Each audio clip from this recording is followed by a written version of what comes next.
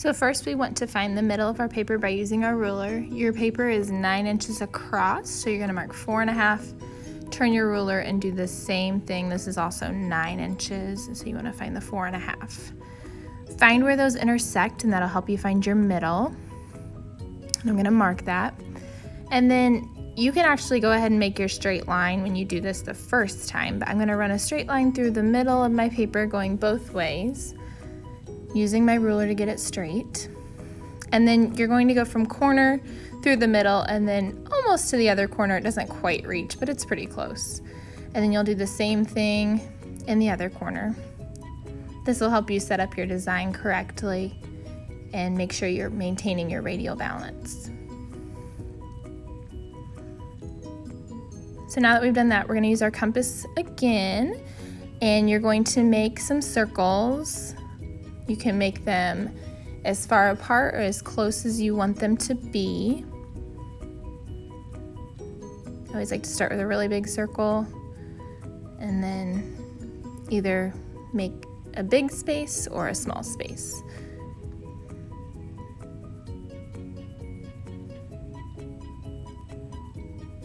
And then if you switch where you hold it, you can make a smaller circle with that little spot in the middle of your compass. So now I'm going to sketch out my designs in pencil. And you'll notice I'm working in one section, and then I will repeat that in the next section, just like when we practiced on that worksheet in our sketchbook.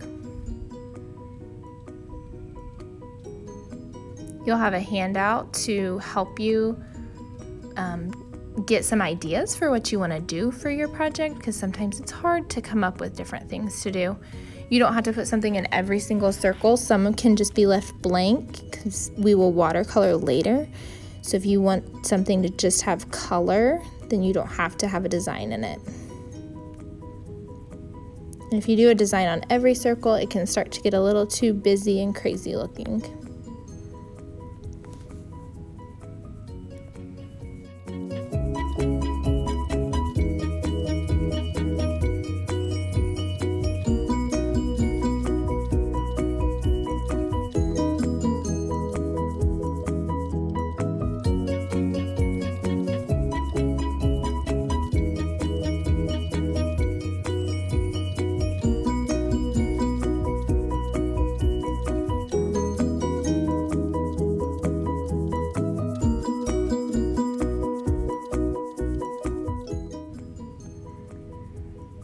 So you'll get to use two different Sharpies, the ultra fine tip and the fine tip, the one that's more like a pen.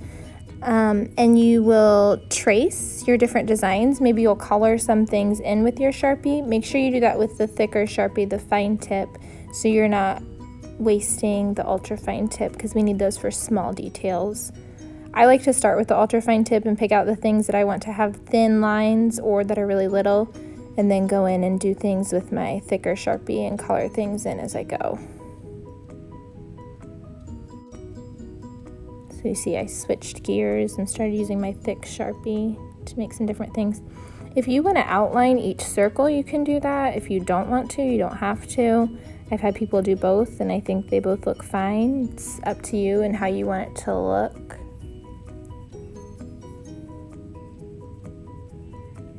And you want to get a good variety of leaving things a little bit lighter where things aren't colored in, and then making some things look a little darker where you choose to color it in, just to give it a different look and have some contrast in it.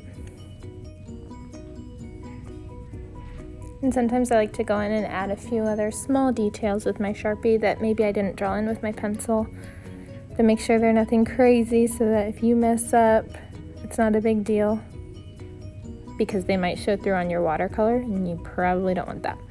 So when you do your watercolor, you can use whatever colors you want. Sometimes I watercolor in places where I have designs, and sometimes I do the circles that don't have a design. It's kind of up to you. I would leave some things black and white just to keep that contrast like we talked about, but it's kind of up to you how you decide to do that. You don't need a lot of water, you don't need a lot of paint, because then it might run into your next section, and you probably don't want that. So make sure you're really in control of it and you don't have a lot of water.